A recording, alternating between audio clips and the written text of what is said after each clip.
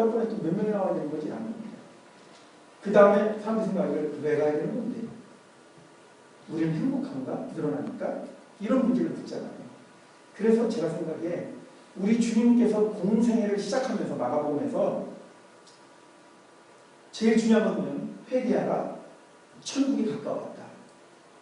너희는 먼저 하나님의 나라와 그 일을 구하라. 라고 하는 이런 분명한 어떤 삶의 방향과 인생의 가치를 제시해 줬던 거. 공생의 사역을 시작하면서 라고 하는 그런 부분들. 이거는 이 책이 안 나오는 거예요. 제가 말씀드리는 겁니다, 지금. 그러니까 그런 식으로 굉장히 중요하다고 하는 것이죠. 자, 그 다음에 짐 콜린스를 통해서 세 번째 제 친구가 찾아낸 건 뭐냐면, 그 다음에 뭐냐면은 시스템이라고 하는 것입니다. 사실 어느 대형교회 같은 경우에는 물론 목사님의 연락이 소홀한 건 아니지만 그래도 대형교회까지 이루어지고 나면 그 자체 안에서 돌아가는 시스템이 있어요. 그렇기 때문에 사실은 어떤 선한 영향을 행사해보고 싶어서 목회자가 개혁하려고 하면 이미 시스템이 갖춰진 곳은 더 어려운 도전을 받기가 쉽습니다. 우리가 어저께 대화 나눴던 것처럼 예를 들면 속회를 갖다가 중요하다고 생각하기 때문에 속회를 관철시키고 싶은데 중요한 관건은 뭐냐면 남성교회, 여성교회를 부셔야 되니까 문제가 된다. 이런 얘기를 저희가 하셨잖아요. 이미 시스템이 잘 갖춰져 있다라고 하는 것은 변화하는 데 있어 장애물이 될 수도 있지만 그러나 위대한 기업들의 공통점은 뭐냐면 첫 번째 사람, 우선순위가 뭡니까? 사람, 두 번째 방향과 목표, 세 번째 시스템이라는 겁니다. 시스템이 안 되면 얼마큼 가다가 뭐 2대째 3대째가 무너지는 거예요. 그런데 시스템은 언제든지 두 번째인 방향과 목표가 바뀌었을 때 시스템을 바꿀 수 있는 능력이 있으면 좋습니다. 무슨 말인지 아시겠죠? 그 다음에 방향과 목표가 문제는 뭐냐면 첫 번째 목표, 즉 사람들이 행복하지 않다고 할 경우에는 심지어는 방향과 목표도 우리가 진지하게 고민해야 된다는 거예요. 역사적으로 말씀드렸습니다. 이 세 가지는 같이 가는 것이면서도 동시에 그 아래 것은 그 전 단계에 의해서 항상 질문을 받아야 되는 것이다 하는 것입니다. 왜냐하면 사람 때문에 그런 것이죠. 여러분 그 유명한 그 유대인 랍비 있지 않습니까?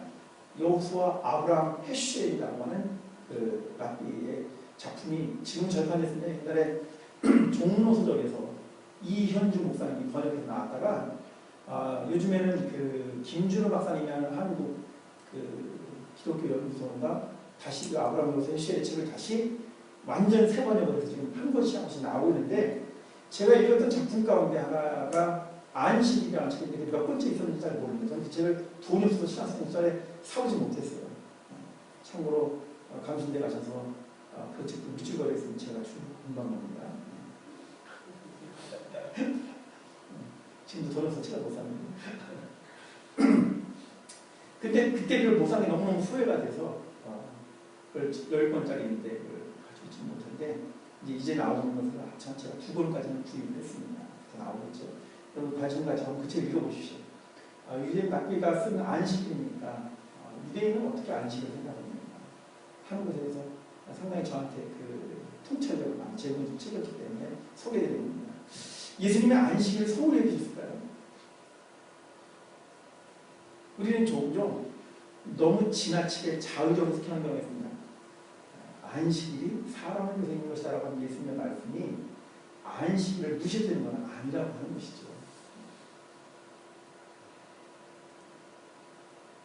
이 경우에 예수님께서 그 안식이라고 하는 법을 어긴 자들을 고발해오는 유대인들에 대해서 예수님이 안식이 사람을 위해서 있는 것이다라고 하는 것은 무엇을 말하냐면 사람이 중요하다는 말이 아니라 하나님이 주신 그 법이 그 사람을 향하고 있다는 것을 놓치지 말아라라는 말입니다.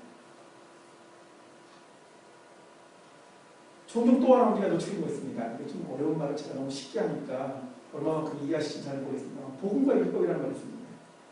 종교개혁자들 때문에 특히 우리 개신교 목사님들 어떤 생각하면 율법을 굉장히 무시하고 율법은 이제 어디까지 있고 그다음에 복음 이런 생각들을 많이 하시잖아요. 맞습니까? 그러나 우리 이렇게 묻겠습니다. 우리가 구약을 버리지 않고 창조의 하나님이 구속의 하나님, 동일하신 하나님이시다라고 고백한다면 기독교인들에게 여전히 율법은 어떤 의미를 갖는 것입니까? 율법은 절대로 폐기 처분되어진다거나 아니면 주님이 오셨기 때문에 만성, 이상, 무장 상관이 없음 그런 것이 아니라 그거는 불변의 하나님의 원리이지만 하나님은 기꺼이 사람을 위해서라면 그 법을 어떻게 한다는 거죠? 사람을 위해서 바꾸실 수 있다는 얘기지 율법을 무시하라는 말이 아니지 않습니까? 율법과 복음은 그렇기 때문에 대립되는 개념이 아니란 말이에요. 제가 말씀드리려고 하는 것은 지금 같이 연장성 속에 있는 겁니다. 사람, 방향과 목표, 그 다음에 시스템인데 이 시스템은 왜 바꿔야 되냐면 방향과 목적이 달라지면 언제든지 바꿀 수 있으면 건강하다는 말이에요. 이 방향과 목표조차도 중요한 것은 뭐냐면 사람을 위한 것이니까 만일 이 사람들이 행복해하지 않는다면 거기에 가려고 하지 않을 경우에는 그것을 진작에 고민하고 실현해야 된다는 것입니다. 예, 그런 맥락에서 하는 것이어야 된다는 것을 설명했다는 것이죠. 결국 제 친구는 이런 이야기를 이짐 콜린스의 이야기를 하면서 뭐라고 하냐면 웨슬리에서 제일 중요한 것은 뭐냐면은 적어도 영국 당시의 상황은 신분 제도가 분명히 있었다. 신분 제도가. 그때 그 신분 제도 오늘도 마찬가지입니다. 우리도 신분이 어느 것 같지만 돈으로 사람을 평가하는 신분 사회입니다.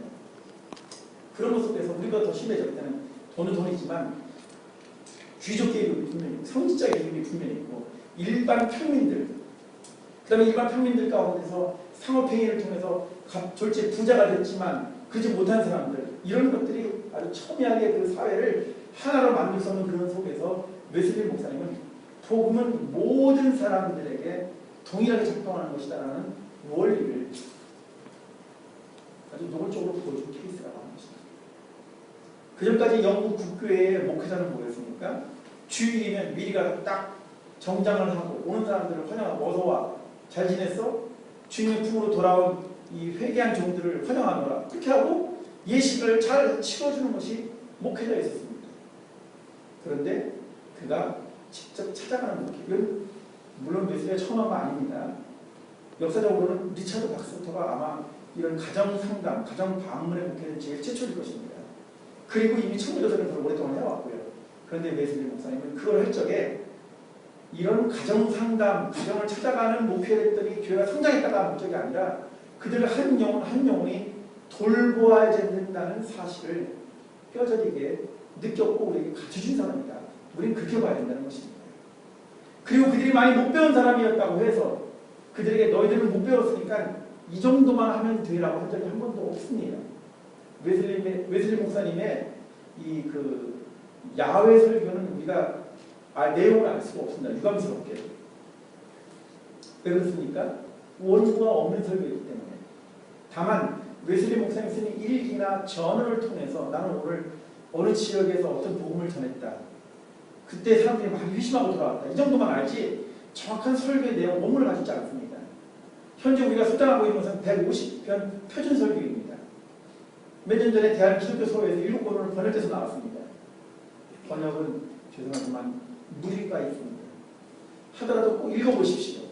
자, 읽어보시면 원장님 다 읽으셨겠죠?